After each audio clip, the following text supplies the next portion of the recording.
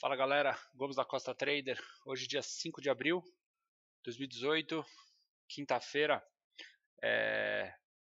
Mercado, nesses 2 dias foi um mercado diferente, foi um mercado onde foi guiado basicamente aí por notícias, né? Tanto lá fora como aqui notícia doméstica.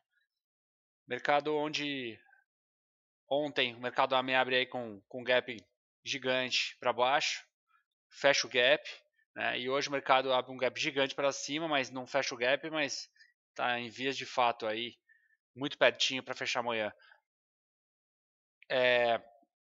Vamos lá, vamos falar um pouquinho aí com relação a Monster Gap, né? Eu considero Monster Gap no índice ou no mini índice gaps maiores de 1.000 pontos, né? Então, assim, se a gente considerar que o gap, né, a leitura que a gente faz é sempre desse modo, né? O gap nada mais é do que uma barra de força, né? Nesse caso vermelha, e aqui no dia de hoje a gente vê uma barra de força nesse caso verde, né? Então, se a gente considerar que isso é uma barra de força, né? A gente dificilmente vai tentar operar contra essa barra de força, né? Pelo menos não na técnica do Oliver Velez, né? Você não opera contra uma barra de força, contra uma barra elefante ou uma Urubozu, enfim. Bom, então se a gente não tentar, por exemplo, essa compra aqui e não tentar essa venda aqui, nos sobra tentar o lado a favor do gap, né? Então, nesse caso aqui para cima, nesse caso para baixo, né? Mas tem um porém, né? Monster Gap é um gap muito esticado, né? Então, se a gente observar as médias, aqui, ó, por exemplo, vou colocar aqui, ó,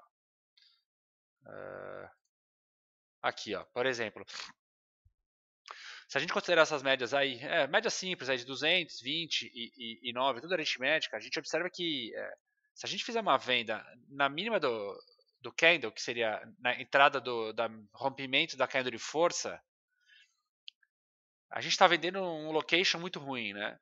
Conforme o vídeo anterior, a gente estaria vendendo no L5, por exemplo. E aí está muito afastado, tanto da de 9 quanto da de 20 e ainda mais da de 200, né? Então, fica essa dificuldade em dias de Monster Gap, porque a gente não consegue realizar uma compra, né? Justamente pelo fato de ser uma barra vermelha de força, e também não consegue realizar uma venda, justamente porque está muito longe das médias, né? Então, na minha opinião, o dia de Monster Gap são os dias mais difíceis. Pelo menos as primeiras horas, 3 primeiras horas, porque o mercado tende a se acomodar nas 3 primeiras horas, né? Aí o mercado, na verdade, o preço não vai buscar a média, é a média que vai buscar o preço. E isso faz com que o mercado fique consolidado muito tempo, né? Então a gente observa aqui, né? Observa aqui que o mercado fica, apesar de ser uma consolidação com bastante ponto, né? Na verdade, aqui quase 1.000 pontos, aqui 1.000 pontos, mas fica difícil, não tem muita direção, né? O mercado troca muita briga, né? Muita gente achando que é compra, outros achando que é venda. Então, nesses dias tem que ter muita paciência para o mercado se desenvolver, né? Então, em dias de Monster Gap, gaps de mais de 1.000 pontos, idealmente é melhor esperar um pouquinho, né? As duas, três primeiras horas para o mercado se definir, as médias chegarem e aí sim a gente tentar entender aí qual lado vai. Probabilisticamente falando, né? A chance maior do Monster Gap, considerando, por exemplo, que isso aqui é um candle de força vermelho, a chance maior do Monster Gap é a gente operar a favor do Monster, né? Operar a favor, né, do Gap, né? Faz mais sentido, né? Vai bem em linha aí com a técnica do Oliver Velez, que a gente menciona que o evento mais recente é o que manda. Então, o evento mais recente é essa barra vermelha, né? Essa barra de força. Então, a gente vai buscar mais venda, né?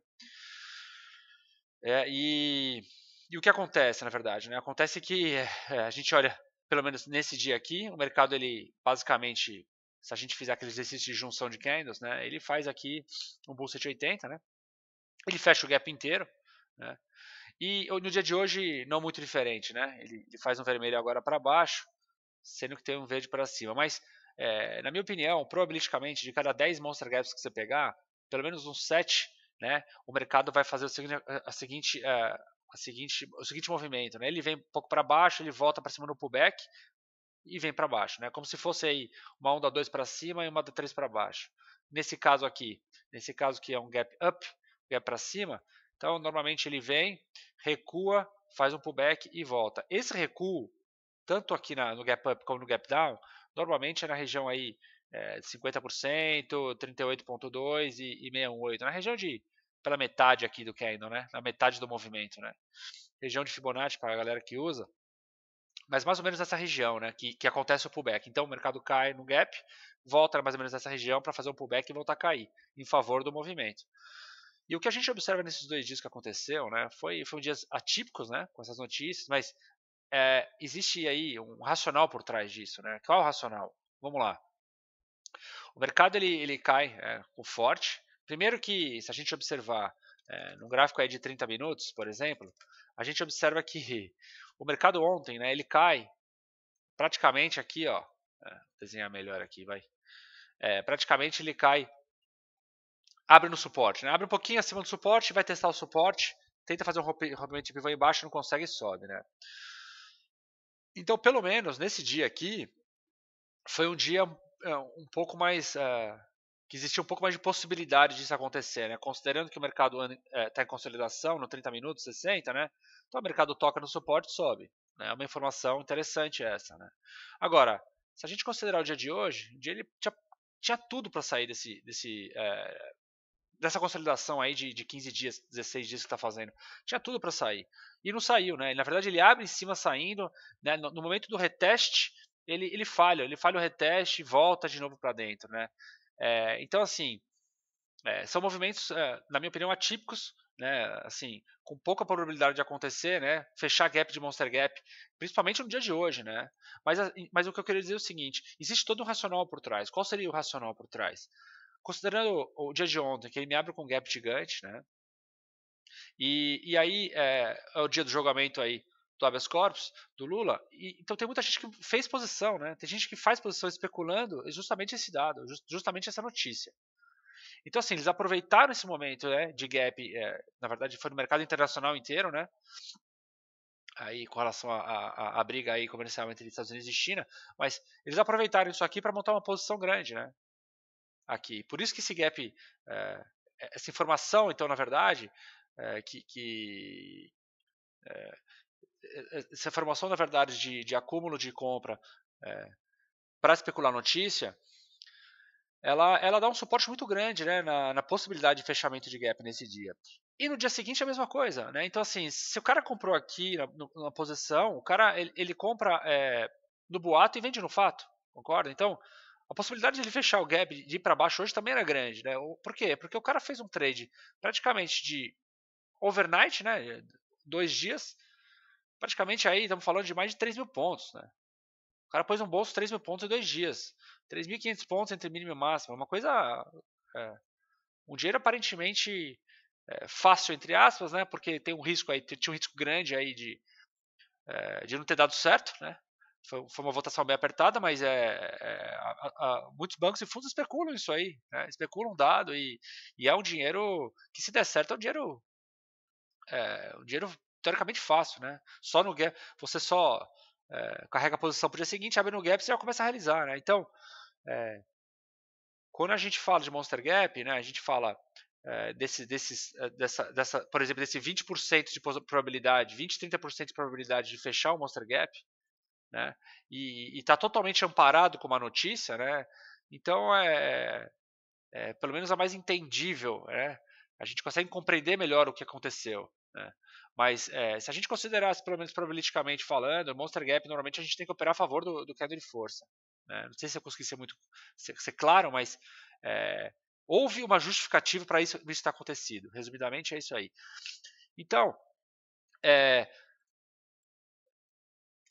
esse dia anterior aqui, eu tentei até realizar uma possibilidade de venda aqui nessa região, né, acreditando que o mercado ainda poderia fazer esse movimento que normalmente ele faz, né, e aí acabei tomando um stop aqui no meio.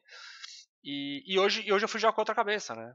Hoje, na verdade, já fui contra a cabeça, pensando realmente na possibilidade assim, bom, o mercado amanhece, já vem um candle de força, desculpa, já vem um candle de venda, ou seja, os 6 primeiros candles é venda. Pô, eu já imaginei, bom, a galera já tá realizando, né? A galera comprou aqui 3.500 pontos, já tá pondo no bolso. Né? Então, assim, aí a gente começa a perceber que, cadê a compra, né? Cadê aquela compra que o pessoal falou que ia explodir o mercado, que o mercado ia voar e tal? E aí, no momento que o mercado entra de volta na consolidação aqui dentro, aí você fala, pô, bom, acabou, não vai ter compra no dia, né? Os pontos possíveis que poderiam segurar, não seguraram, né? Que seriam esses suportes aqui. né? Seriam esses suportes aqui, os pontos possíveis de segurar, seguraram. Então, já são sinais, o mercado vai dar uns sinais para a gente e esse foi um deles. Outra informação interessante é o fato que, segundo o Oliver Velez, né, se o mercado ele amanhece, deixa eu colocar no gráfico aqui, de 5, por exemplo, 10, fica mais fácil. Bom, se a gente considerar aqui, por exemplo, o gráfico de 10 minutos do dia de ontem, né, ele fala o seguinte, né, Oliver? Ele comenta assim, se o mercado abre com um gap muito grande, né, e aí o preço se distancia muito da média de 20 aritmética, e a média de 20 aritmética se distancia muito da média de 200, cara, a probabilidade de reversão é muito grande. É muito grande, tá? Porque está muito esticado, né? Então, além dele analisar as médias com relação ao suporte e resistência, com relação à inclinação de média, ele analisa também a relação de distância, né? A relação de distância entre uma e outra, principalmente entre a 20 e a de 200. Né? Então a gente observa que existiu uma relação muito grande, o mercado ainda conseguiu esticar com relação ao preço, com relação à média de 20, e aí ficou um abismo enorme, né? E aí o mercado realmente ele volta e vai buscar a juntar novamente as médias, né? Aí as médias ficam em encontro. Tá? Então essa é uma informação importante, para a gente observa esse desequilíbrio, somado ao fato, né, para quem gosta de indicador, somado ao fato, né, de quem usa um oscilador, eu uso um oscilador simples de FR, mas o pessoal que usa MACD, essas coisas, OBV, é a mesma situação, né? A gente observa a divergência aqui, né? Divergência entre fundo maior, e aqui, fundo, né? Fundo maior. Menor, maior, totalmente divergente aqui, né, a situação. Então, essa é uma das funcionalidades de osciladores, como o IFR. Então, o mercado ele dá duas informações através do indicador de oscilador, através do indicador de rastreador. Né, ele dá duas informações interessantes aí, mostrando que realmente podia ter esgotado o movimento para baixo. E com relação também ao suporte, né, ao suporte no 30 a 60 minutos também. Então,